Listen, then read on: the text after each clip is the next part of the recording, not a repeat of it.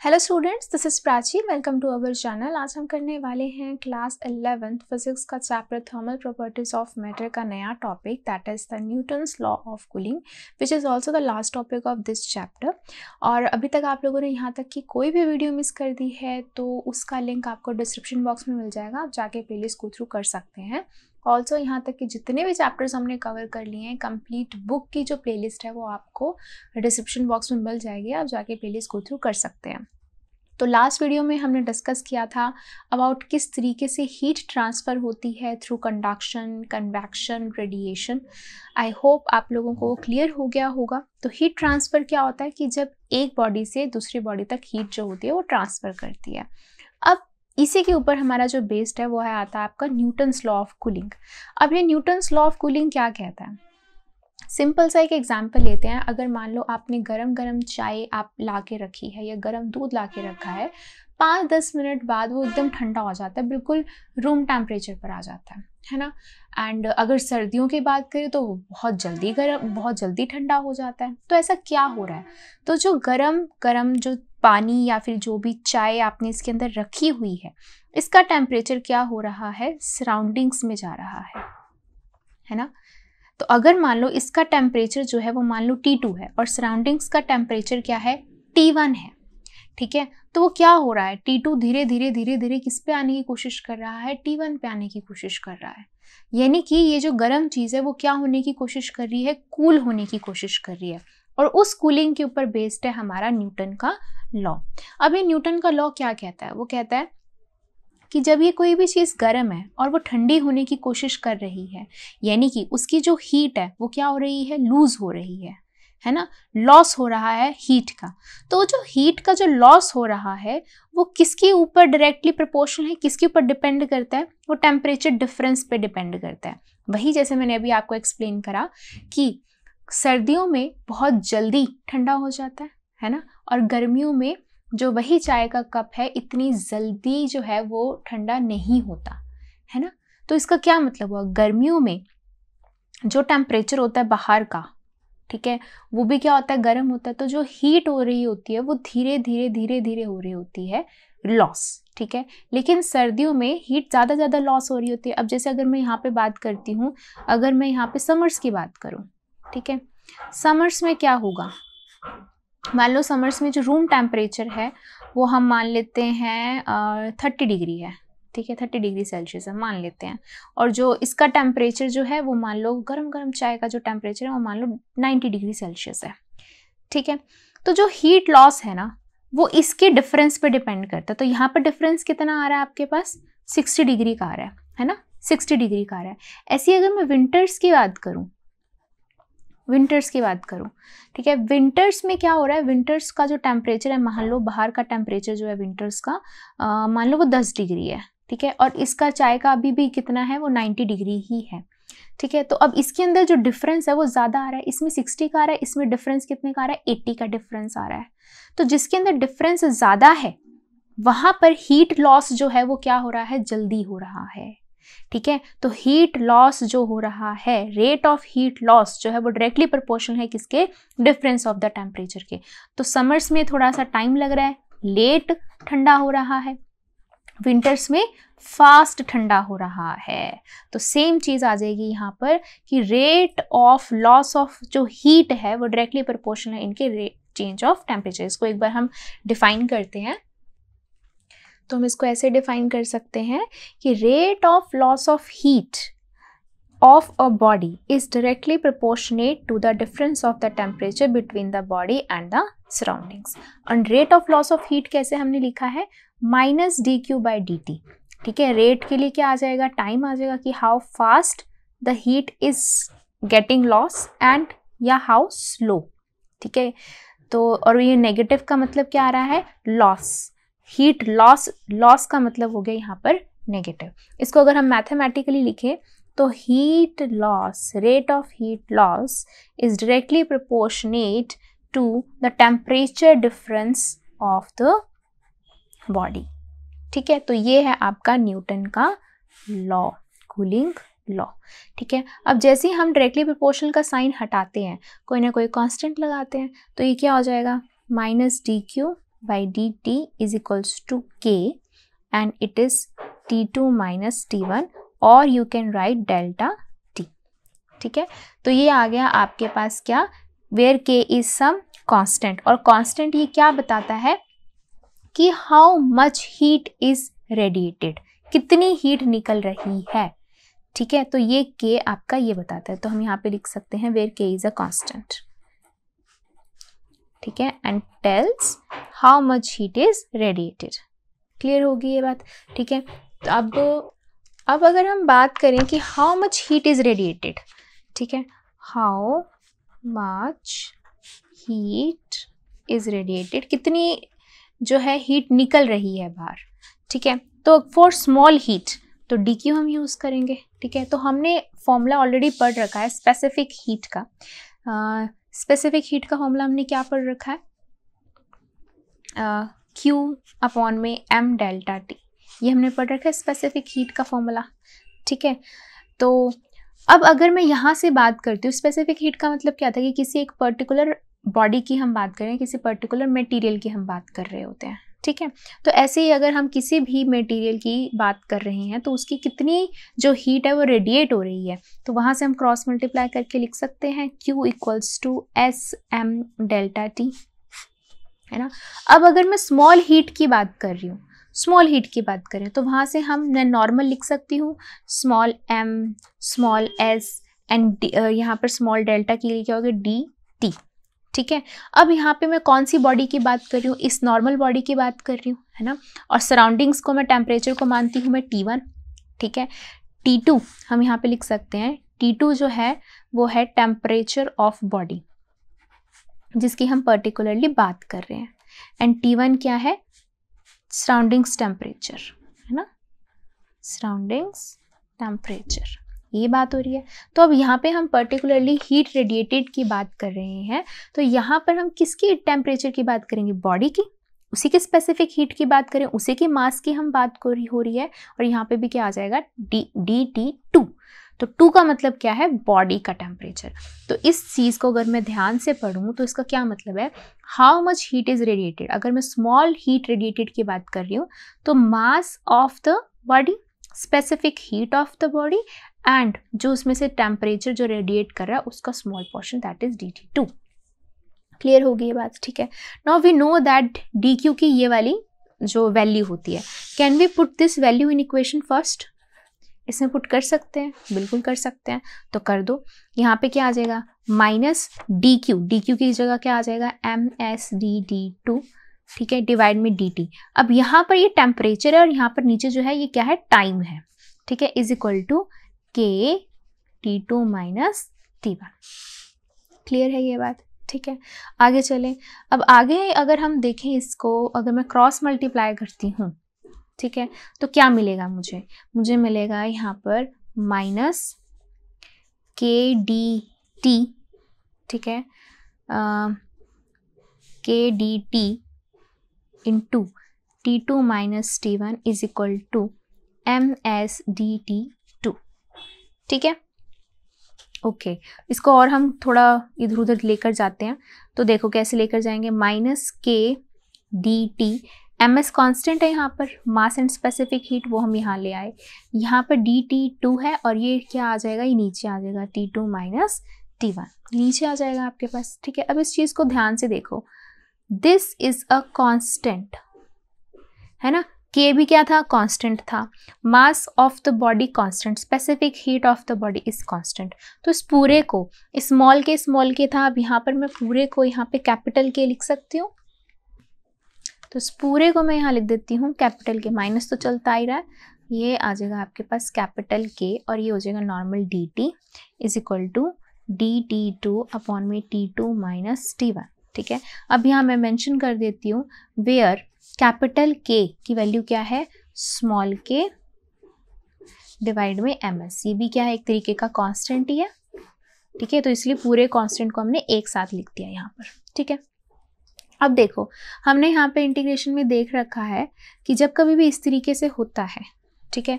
यहाँ हमने स्मॉल की बात करी, तो यानी कि हमें यहाँ पे आइडिया हो रहा है कि अगर हमने पूरी बॉडी की बात करें तो हमें इंटीग्रेशन करना पड़ेगा, ठीक है। और इंटीग्रेशन के लिए देखो कैसे करेंगे हम, integrating both sides, integrating both sides, क्योंकि हम पहले यही फॉर्मूला लेते हैं ना कि पहले फॉर स्मॉल निकालते हैं फिर हम उस पूरी बॉडी का इंटीग्रेट करते हैं। तो जब हम इस पूरी बॉडी को इंटीग्रेट करेंगे तो यहाँ के लिए नॉर्मल आ जाएगा आपके पास, ठीक है। इसको मैं अगर बना ही देती हूँ यहाँ पे, यहाँ इंटीग्रेशन डाल देते हैं dt2 अपॉन में t2 माइनस t1, ठीक है। अब देखो यहाँ पर देखो, एक तो माइनस और k कांस्टेंट, डिफरेंशिएशन से इंटीग्रेशन खत्म, क्या बचेगा, ओनली t, ठीक है। प्लस हम यहाँ पे क्या लगा देंगे, कोई ना कोई एक इंटीग्रेशन कांस्टेंट, ये भी हम यूज करते हैं यहाँ पर, ठीक है। अब हमें पता है नीचे का अगर डिफरेंशिएशन ऊपर पड़ी होती है तो नीचे वाले को हम इंटीग्रेट जब करते हैं तो सिंपल हम लॉग डाल देते हैं, लॉग t2 माइनस t1, ठीक है। ये नहीं पता तो पता कर लो, यहाँ पे मैं स्टार डाल देती हूँ।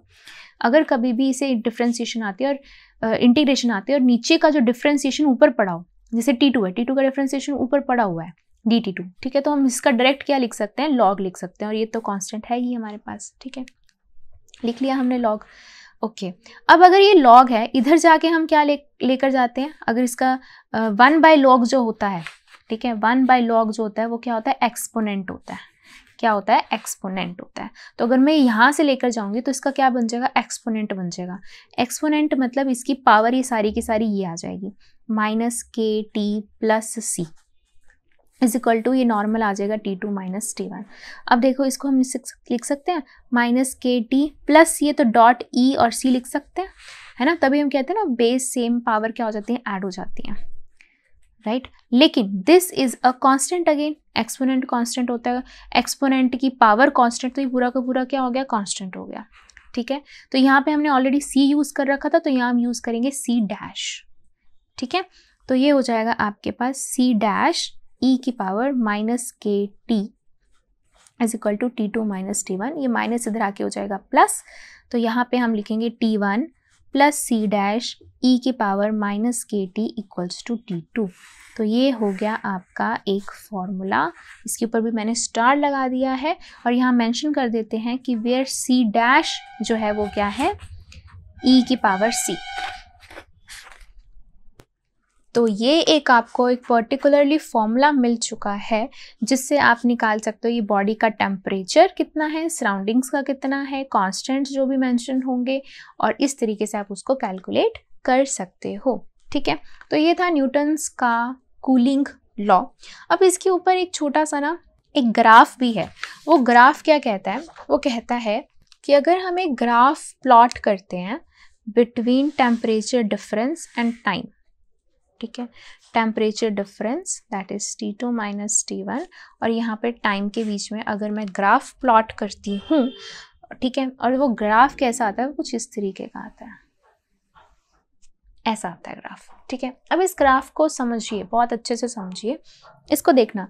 अगर मान लो ये मैं मिनट्स की बात यहाँ पे मान लो हम कर रहे हैं, मान लो ये मैंने पहले 2 मिनट की बात करी, फिर अगले 2 मिनट की बात करी, फिर अगले 2 मिनट की, तो मैं इक्वल टाइम स्पैन दे रही हूँ। 2 मिनट्स बाद में ना इसको ग्राफ को ऑब्जर्व कर रही हूँ, तो पहले जो ग्राफ आया वो यहाँ पे आया, ठीक है, यहाँ पे इस तरीके से, यानी कि अगर इस पोर्शन की बात की जाए तो पहले 2 मिनट में कितना चेंज आया, सडन चेंज आया। ऑब्वियसली ना, जैसे ही कोई भी चीज़ बिल्कुल गरम है तो वो ला के हम रखते हैं, कहते हैं अरे 5 मिनट रुक जाओ, एकदम नॉर्मल हो जाती है, फिर पीते हैं, ठीक है। तो क्या हुआ, एकदम से उसका सडन चेंज आता है पहले 2 मिनट्स के अंदर, ठीक है। फिर अगले 2 मिनट में देखा हमने, अभी भी टेम्परेचर चेंज हो रहा था, अभी भी टेम्परेचर चेंज हो रहा है, बट जैसे पहले बिल्कुल स्टीप कर्व आया था, अब उससे थोड़ा सा नॉर्मल कर्व आ रहा है। फिर अगले 2 मिनट में नोटिस करा, उसमें और ज़्यादा कर्व आने लग गया, यानी कि अब यहाँ पर चेंज जो था थोड़ा और कम हो गया। पहले चेंज बहुत ज़्यादा था, देखो पहले यहाँ से लेकर यहाँ तक का चेंज आया, ठीक है, फिर यहाँ से लेकर सिर्फ यहाँ तक का चेंज आया, फिर सिर्फ यहाँ तक का चेंज आया, ठीक है, आप समझ रहे होंगे मैं क्या कह रही हूँ। फिर अगले 2 मिनट में नोटिस करा तो सिर्फ थोड़ा सा ही चेंज आया टेम्परेचर के अंदर, फिर अगले में फिर और थोड़ा सा चेंज आया, फिर आगे 2 मिनट में फिर तो टेम्परेचर एकदम से ऐसे हो गया कि भाई हम तो आ ही गए अपने नॉर्मल रूम टेम्परेचर पे। फिर अगले चाहे 2 मिनट में रखो चाहे 10 घंटे रखो, अब जो भी चीज़ है वो नॉर्मल रूम टेम्परेचर पर ही रहेगी। तो ये ग्राफ क्या बताता है कि स्टार्टिंग में तो बहुत ज़्यादा टेम्परेचर चेंज आता है, फिर धीरे धीरे टेम्परेचर चेंज जो होता है वो होना कम हो जाता है और एकदम से फिर नॉर्मल रूम टेम्परेचर पे आ जाता है। ठीक है, तो ये कर्व है जो बताता है cooling of hot body with time, कि किसी भी बॉडी को अगर हम कूल कर रहे हैं विद टाइम तो वो इस तरीके से अपना कूलिंग बिहेवियर शो करती है। ठीक है, तो अब इसी लॉ के ऊपर बेस्ड हमारा एक एग्जाम्पल जो हमारी एनसीईआरटी में गिवन है, तो करते हैं एग्जाम्पल 10.8। तो एग्जाम्पल 10.8 क्या कह रहा है, a pan filled with hot food cools from 94 degrees Celsius to 86 degrees Celsius in 2 minutes when the room temperature is at 20 degrees Celsius. How long will it take to cool from 71 degrees Celsius to 69 degrees Celsius? ठीक है, तो एक pan है food का, ठीक है, पहले इसका टेम्परेचर था 94 डिग्री सेल्सियस और वो 2 मिनट के अंदर अंदर 86 डिग्री सेल्सियस हो गया। ठीक है, 2 मिनट के अंदर अंदर। ठीक है, ऐसे ही हमारे पास एक और पैन है, राइट, और यहाँ पे नॉर्मल रूम टेम्परेचर जो है वो कितना 20 डिग्री सेल्सियस है। तो यानी कि हम मान लेते हैं T1 जो है आपके पास वो क्या है 20 डिग्री सेल्सियस है, राइट। अब अगर हम यहाँ पे बात करते हैं, यहाँ पर भी जो टेम्परेचर है, यहाँ पर भी टेम्परेचर कितना है 20 डिग्री सेल्सियस ये रूम टेम्परेचर, और ये जो है ये जो कूल होता है ये 71 degree Celsius to 69 degree Celsius जो है वो कूल डाउन हो जाता है, और इसका हमने टाइम बताना है कितने टाइम में ये जो है चेंज होता है।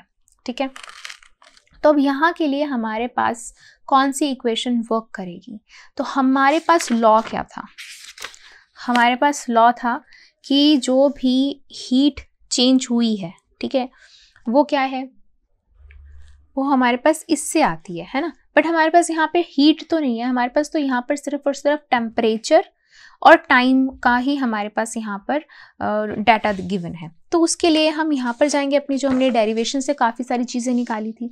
तो यहाँ पे अगर हम देखें, यहाँ से हमें सबसे इजी इक्वेशन ये दिखाई दे रही है जहाँ से हमने इंटीग्रेट करना स्टार्ट करा था, बट फॉर स्मॉल चेंज हमारे पास ये आया था, है ना, इसको भी स्टार कर देते हैं। अब इस वाली इक्वेशन में ध्यान से देखिए, यहाँ पे क्या है, यहाँ पे के कांस्टेंट है, ठीक है, यहाँ पर क्या है टाइम है, ठीक है, यहाँ पे क्या है, यहाँ पे नॉर्मल क्या है टेम्परेचर चेंज है।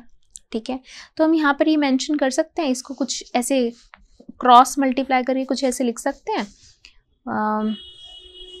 ये अगर ऐसे हो जाए ये इधर चला जाए और ये इधर आ जाए तो ये ऐसे हो जाएगा माइनस के T2 माइनस T1, ठीक है, इज इक्वल टू DT2, और ये डिवाइड में क्या आ जाता है टाइम हो जाता है।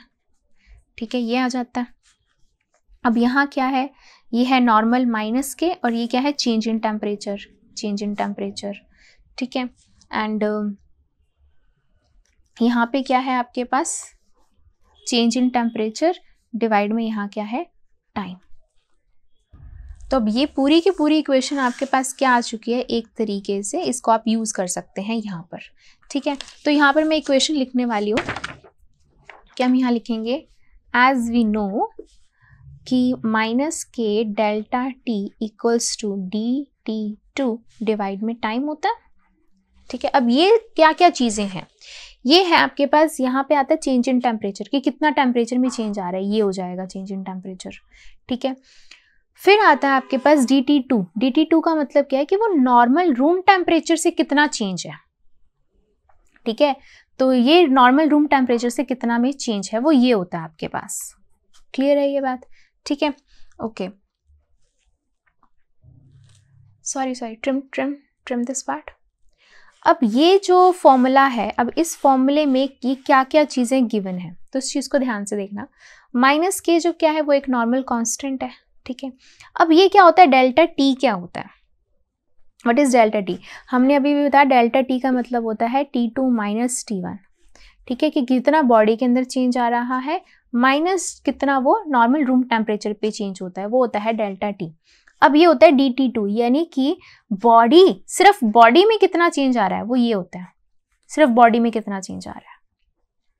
क्लियर है। तो इसमें से इसको माइनस करो तो कितना आता है 8 आ रहा है, तो वो हो जाएगा आपके पास कि सिर्फ बॉडी के टेम्परेचर में कितना चेंज आ रहा है, दैट इज DT2, ठीक है। एंड टाइम तो आपको पता ही है। तो फिर हम यहाँ पे पहले बात कर लेते हैं केस 1 की बात करते हैं, इस वाले केस की बात करते हैं, ठीक है। इसके लिए आपको कोई कांस्टेंट नहीं दे रखा तो आप नॉर्मल के लगा दो। डेल्टा टी यानी कि टेम्परेचर T2 माइनस T1। अभी कौन सा टेम्परेचर T2 ले, 94 ले या 86 ले, तो उसके लिए हम लेते हैं एवरेज। तो T2 के लिए हम लेंगे एवरेज। एवरेज कैसे लेंगे, 94 प्लस 86 डिवाइड में 2। ये इस तरीके से हम एवरेज लेते हैं। 0 कैरी ओवर 1 180, ये आ जाएगा आपके पास 90 डिग्री सेल्सियस। ये हम ले लेंगे T2, ठीक है। तो 90 degree Celsius minus T1, T1 कितना है आपके पास, normal room temperature, that is 20 degree Celsius, is equal to, अब चेंज इन बॉडी टेम्परेचर, ये बॉडी टेम्परेचर में चेंज कितना आ रहा है 94 माइनस 86, ठीक है, डिवाइड में कितना टाइम ले रहे हैं 2 मिनट्स ले रहे हैं, तो आप उसको सेकेंड्स में भी कन्वर्ट कर सकते हो, ठीक है। तो 2 मिनट्स है, तो 2 minutes is equal to 2 into 60, तो ये हो जाएगा 120 सेकेंड्स। तो आप यहाँ पे डायरेक्ट 120 पुट कर सकते हैं, ठीक है। तो हम सेकेंड्स की बात कर लेते हैं। यहाँ पर ये हो जाएगा माइनस के, यहाँ आ जाएगा 70, इसमें से उसको माइनस के यहाँ पे आ गया नॉर्मल आपके पास 8, और ये हो गया आपके पास 120, ठीक है। अब कर लेंगे हम इसको क्रॉस मल्टीप्लाई, ताकि हम के माइनस के की वैल्यू निकाल सके, क्योंकि हमें नेक्स्ट वाले इस केस के लिए ज़रूरत है ना, इस वाले केस के लिए ज़रूरत है हमें, दैट्स वाई। तो यहाँ पे इसको कैलकुलेट कर लेते हैं, क्रॉस मल्टीप्लाई कर लेंगे, ये आ जाएगा माइनस के इज इक्वल टू 8/70 इंटू 120, ठीक है। 4 2 ज़ा 0 15, ठीक है, ये हो जाएगा 1 में 1050, ये आ गई इसकी वैल्यू, ठीक है। अब हम यहाँ पे केस 2 की बात करते हैं। केस 2 में हमारे पास जो बॉडी चेंज हो रहा है वो 71 to 69 पे हो रहा है, उसके लिए आपको टाइम निकालना है, ठीक है। तो केस 2 की बात करते हैं अब।